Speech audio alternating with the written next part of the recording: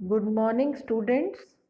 आज हम BSc part first का पेपर थर्ड जो है आपका एल्गी लाइकेंस एंड ब्रायोफाइटा, उसका जो पोर्शन है ब्रायोफाइटा वो शुरू करेंगे।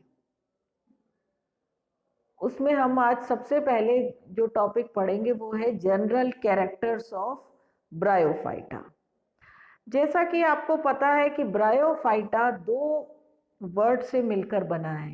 ये एक ग्रीक वर्ड है और जो कि दो वर्ड से मिलकर बना है, ब्रायोन प्लस फाइटोन।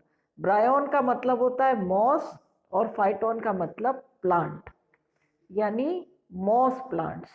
तो ये प्लांट्स का एक सबसे सिंपल और प्रिमिटिव ग्रुप है जिसे प्लांट किंगडम का एम्फीबियंस कहा जाता है, क्योंकि ये जल व स्थल दोनों जगह पाए जाते हैं।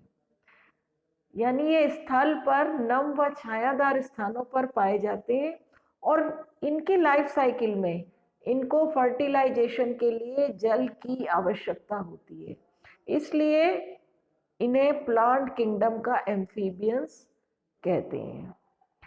एफ केवर्स जो है उनको फादर ऑफ ब्रायोलॉजी और डॉक्टर एसआर कश्यप को इंडियन फादर ऑफ ब्रायोलॉजी कहा जाता है।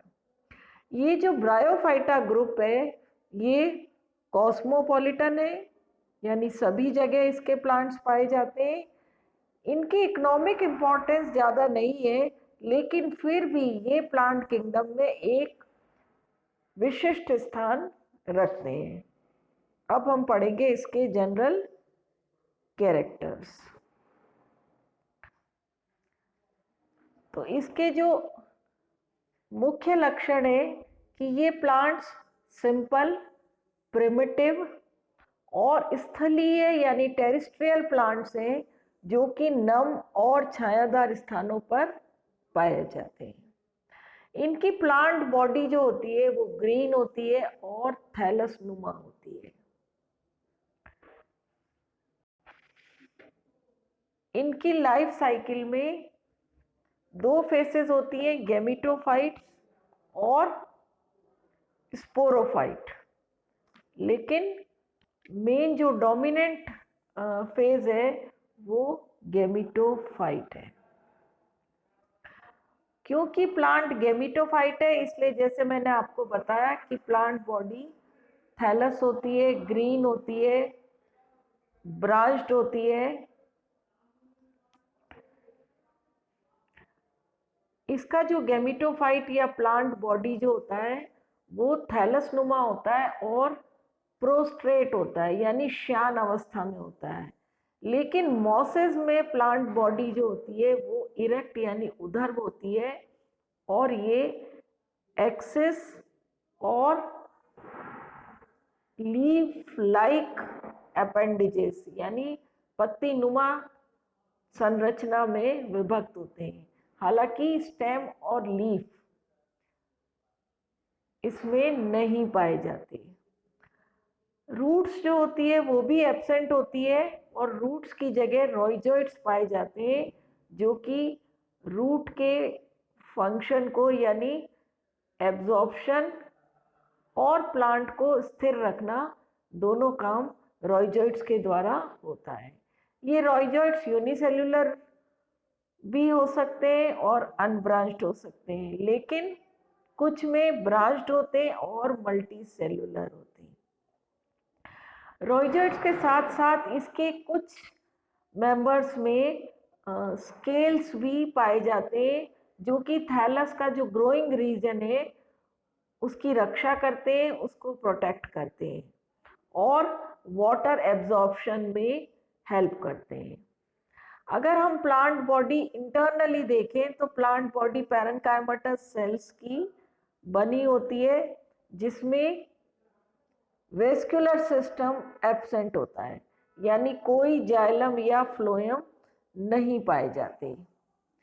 बस बीच वाले भाग में कुछ स्पेशल सेल्स पाई जाती है जो कि संवहन या जल और खाद्य पदार्थ के संचालन का काम करती हैं।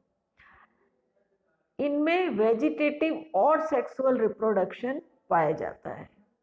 वेजिटेटिव रिप्रोडक्शन जो है वो थैलस के मृत या गल जाने से, या उसके एडवेंटिशियस ब्रांचेस बन जाने से, या ट्यूबर्स या गैमी द्वारा होता है। जबकि सेक्सुअल रिप्रोडक्शन जो है वो विषम युग्म की यानी ऊगेमस टाइप का होता है। यहाँ जो मेल सेक्स ऑर्गन है उसे एंथ्रीडिया कहते हैं, जो कि स्टॉक्ड होता है, शेप में ग्लोबोस या ओवल राउंडेड सा होता है, और उसके चारों ओर सिंगल लेयर्ड जैकेट पाई जाती है, और इसमें large number of fertile cells होती है जिन्हें एंड्रोसाइट्स कहते हैं, और ये एंड्रोसाइट्स डेवलप होकर गतिशील बाइफ्लैजिलेट एंथेरोजॉइट बनाते हैं। इसी तरह फीमेल सेक्स ऑर्गन को आर्किगोनियम कहते हैं, जो कि एक फ्लास्क शेप्ड स्ट्रक्चर है जिसमें नीचे जो चौड़ा या फूला हुआ पोर्शन होता है उसे वेंटर कहते हैं, और ऊपर पतला जो पोर्शन है उसे नेक कहते हैं। और ये वेंटर और नेक के भी चारों ओर स्टेराइल सेल्स की एक जैकेट होती है। तो आर्किगोनिया में एक सिंगल एग बनता है। अब नेक्स्ट स्टेप आता है निषेचन या फर्टिलाइजेशन। फर्टिलाइजेशन के लिए वाटर एसेंशियल है, क्योंकि पानी के द्वारा ही ये एंथ्रोजॉइट्स जो होते हैं ये आर्किगोनिया तक पहुंच जाते हैं, और आर्किगोनिया के नेक पर पहुंचने के बाद केवल एक एंथ्रोजॉइट जो होता है वो अंदर प्रवेश कर जाता है और एग से फ्यूज होकर डिप्लॉइड जाइगोट बनाता है। जाइगोट में कोई रेस्टिंग स्टेज या विश्रामावस्था नहीं होती। ये फर्टिलाइजेशन के तुरंत बाद ही इसमें डिवीजन होते हैं। पहला डिवीजन ट्रांसवर्स होता है, उसके बाद कई डिवीजन होने से एम्ब्रियो बनता है, और ये एम्ब्रियो अल्टीमेटली स्पोरोफाइट बना लेता है। अभी तक मियोसिस नहीं हुआ है, केवल माइटोटिक डिवीजन द्वारा स्पोरोफाइट बना लेता है, जो कि एक सिंपल स्ट्रक्चर है। स्पोरोफाइट फुट, सीटा और कैप्सूल में डिवाइडेड होता है। स्पोरोफाइट के कैप्सूल में स्पोरोजीनियस सेल्स बनती है, और इन सेल्स में फिर मियोसिस होने के बाद हैप्लॉइड स्पोर्स बनते हैं। ये सभी स्पोर्स शेप और साइज में एक समान होते हैं। स्पोर्स जो होते हैं वो नॉन मोटाइल यानी गतिहीन होते हैं, इसलिए ये हवा के द्वारा एक जगह से दूसरी जगह पहुंच जाते हैं, और वहाँ फेवरेबल कंडीशंस आने के बाद ये स्पोर्स जर्मिनेट होते हैं। इनसे एक फिलामेंटस जर्म ट्यूब निकलती है, जो कि डिवाइड होकर फिर से यंग गैमेटोफाइट बना लेती है। तो इस तरह ब्रायोफाइटा की लाइफ साइकिल में स्पष्ट पीढ़ी एकांतरण यानी ऑल्टरनेशन ऑफ जनरेशन पाया जाता है। मेन प्लांट बॉडी गैमेटोफाइट होती है, जिस पर सेक्स ऑर्गन्स बनते, और फर्टिलाइजेशन के बाद डिप्लॉइड स्टेज आती है जिसे हम स्पोरोफाइट कहते हैं, जो कि शॉर्ट लिव्ड होती है, और इनसे फिर मियोसिस के बाद स्पोर्स बनते हैं जो कि हैप्लॉइड होते हैं, और वो जर्मिनेट होकर फिर से नया गैमेटोफाइट बना लेते हैं जो कि हैप्लॉइड होता है। Thank you.